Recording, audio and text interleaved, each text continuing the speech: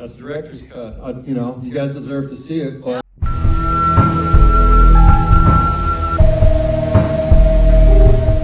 So the topic of David Ayer's director's cut of The Suicide Squad is back in the news. Hollywood Reporter has this piece out. So Ayer posted to X, "I hope my real film can be shared one day. I appreciate the continued support and interest." After some naysayers responded to him, he replied, "The best version simply has not been seen. I know how difficult it is for someone outside the industry to comprehend how insanely different two cuts of a film can be. If you dislike what you've seen, here's an opportunity to see what I actually intended and then judge once you have all the information." He goes on to say, "I honestly have no idea if Warner Brothers would ever release my version, and I have to defer to James Gunn and the studio to manage it as they see fit. It's not something I control. I just believe it would be a lot of fun for those who want to see it, to see my cut. If it's not for you, I totally get that. We all have different tastes, likes, and dislikes." So I was at a early showing of Ayer's recent film, The Beekeeper, starring Jason Statham. It's a pretty good flick. And interestingly enough, much of the audience Q&A session with him after the film was about Suicide Squad's director's cut. He explained a number of things. So I have another full video of that, which I'll link at the end of this video. What he explained was the 10-week rule that directors have. So the 10-week director's cut rule refers to this guideline that the Directors Guild has with Hollywood, film industry, studios, etc., of how in post-production the director has 10 weeks to work on a director's cut before it's handed over to a different editor. David Ayer went on to explain that it was impossible for him to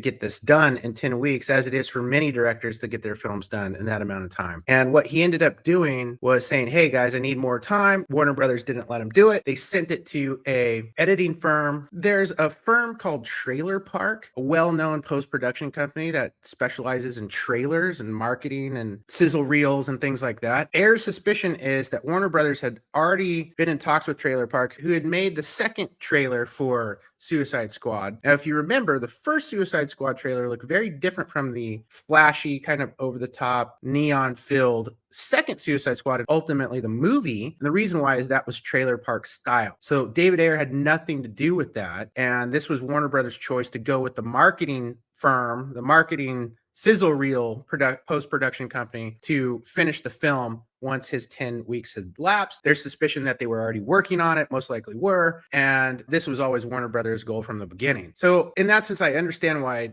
Ayer, who's a great filmmaker, anyone who doubts that, go watch the movie Fury with the starring Brad Pitt and Shia LaBeouf. I can see how he has a cut that is entirely different. And in that sense, I would love to see it.